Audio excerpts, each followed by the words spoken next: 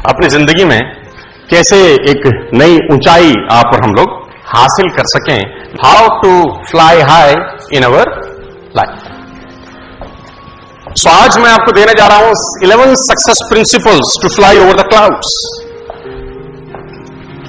बादलों के ऊपर उड़ने के 11 सिद्धांत, इसको 11 ट्रेट्स बोल सकते हैं, इसको 11 प्रिंसिपल्स बोल सकते हैं, इसको 11 फंडामेंटल्स बोल सकते हैं। वो 11 बातें जो मैंने अपनी जिंदगी में पिछले करीब 15 बरस में अप्लाई करी और लाइफ ट्रांसफॉर्म होगी पूरी 360 डिग्री के ऊपर। आज मैं आपको वो 11 इंफॉर्मेशन देना चाहता हूं जिसकी वजह से आपका जिंदगी में एक यूटर्न आ सकता है।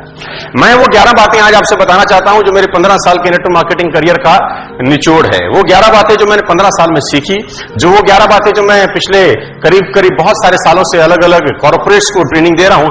आज करीब 50 से ज्यादा कॉर्पोरेट्स मेरे साथ पैनल पे हैं जिनको हम ट्रेन करते हैं अपने अपने प्रोग्राम्स के अंदर। आईसीआईसीआई, बीएनआई, बहुत सारे हैं। It's a long range AGS, it's a long range Shobha limited, it's a long range. करीब 50 से ज्यादा कॉर्पोरेट्स हमारे आज पैनल के ऊपर हैं जहां पर एग्जीक्यूटिव्स को, एचआर के लोगों को हम ट्रेन करते हैं कि उनकी जिंदगी में बेहतरी कैसे हो। मौका आज हमारे और आपके पास है कि आप और हम अगले 2, 3, 4 घंटे में जितना भी समय है सीख सके। 11 प्रिंसिपल्स की मैं बात कर रहा हूं और पहला प्रिंसिपल्स आपके सामने है ये। उड़ने के लिए एक जगह आपको आज ही छोड़नी होगी। अगर आपको उड़ना है, उड़ान भरनी है, तो एक जगह आपको आज छोड़नी पड़ेगी तुरंत। उड़ने के लिए आपको एक जगह छोड़नी पड़ेगी, क्योंकि बिना छोड़े उड़ा जा सकता है क्या? नो। एक जगह आपको उड़ान भरने के लिए छोड़नी पड़ेगी। वहां रहना वैसे भी खतरों से खाली नहीं है।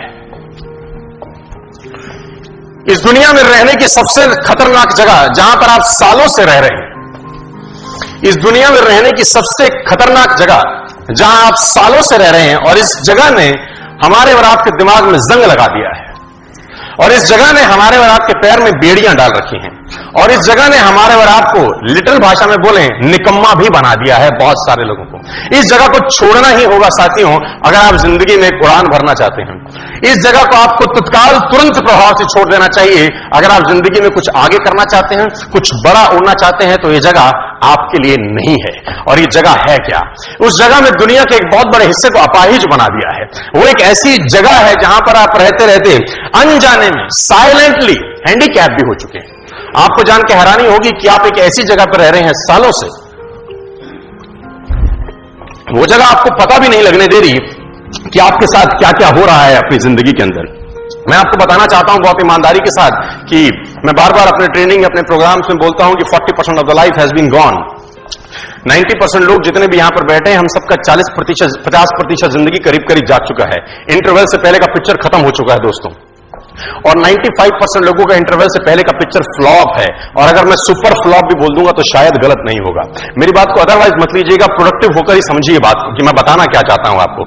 इस जगह ने बहुत सारे लोगों को अपाहिज बना दिया है। हिंदुस्तान में ही नहीं, दुनिया में बहुत सारे लोग इस जगह में रहकर बिल्कुल जंग वाले इंसान बन गए हैं। और मैं चाहता हूं कि आज आप इस जगह को छोड़ दीजिए। वो जगह जानना चाहते हैं तो बोलिए हाँ। और वो जगह है ये, और वो एक बेहद खतरनाक जगह है।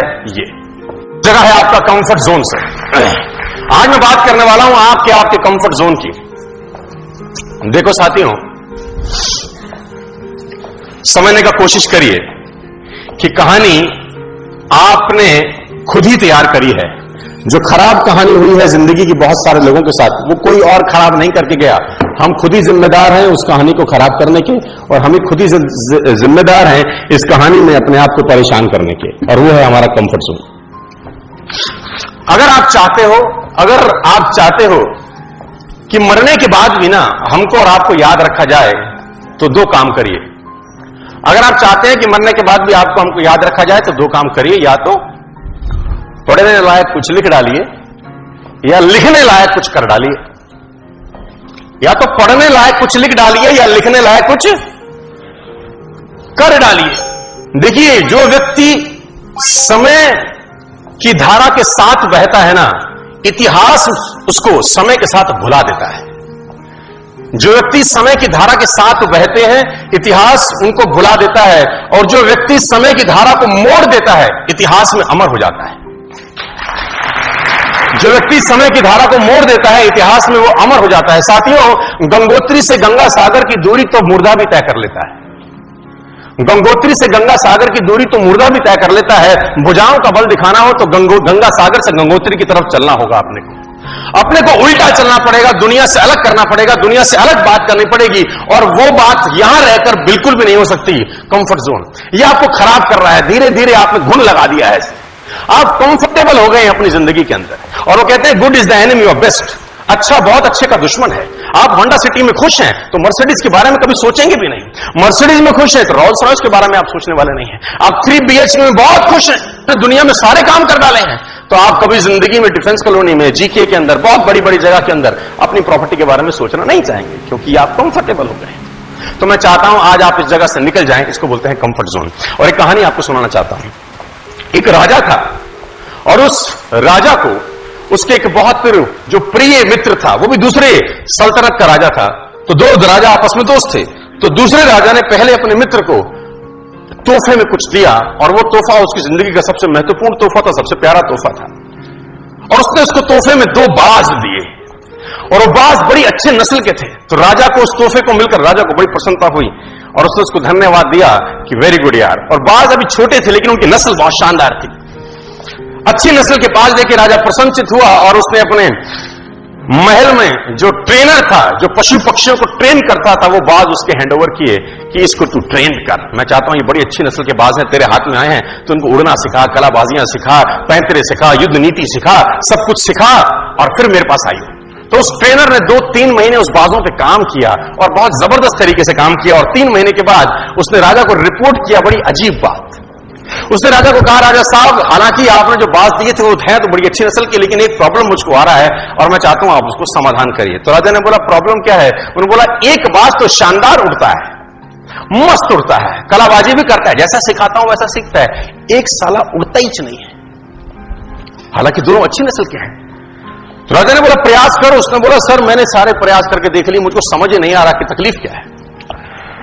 तो राजा ने बोला, किसी और को हायर करो, अपने शहर में, अपने एरिया में, अपनी सल्तनत में कोई ऐसा आदमी ढूंढो जो पक्षी प्रेमी हो, ऐसा आदमी ढूंढो जो नेचर लविंग हो, जो बाज से बात कर सके, उससे पूछे समस्या क्या है, दूसरा भी तो तेरी भांति दनादन उड़ रहा है, तेरे को क्या तकलीफ है? तो उसने बोला, राजा जी प्रयास करता हूं। वो ट्रेनर देश में घूमा और एक व्यक्ति को पकड़ के लाया और उसको जिम्मा दिया कि तू ट्रेन कर। और ठीक इस घटना के 3 से 4 दिन के बाद जब उसको वो व्यक्ति मिला, उस व्यक्ति को उसने वो बाज हैंडओवर किया कि इसको समझ नहीं आ रहा अपने को तकलीफ क्या है। उसने बोला, इसको तो मैं उड़ा दूंगा। सिंपल सा ग्रामीण सा आदमी, किसान सा आदमी। अगले ही दिन राजा उन बाजों को देखने आया तो दोनों के दोनों मस्त उड़ रहे थे। राजा ने बोला कि ये कैसे चमत्कार किया? तो बोला, ये तो साधारण सा एक गांव वाला है, इसने कर दिया ये काम।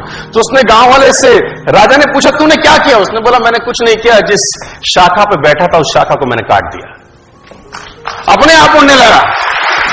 I simply just cut the branch। तो कौन सी शाखा पे आप बैठे हो यार? तो मैं चाहता हूं उस शाखा को काटा जाए।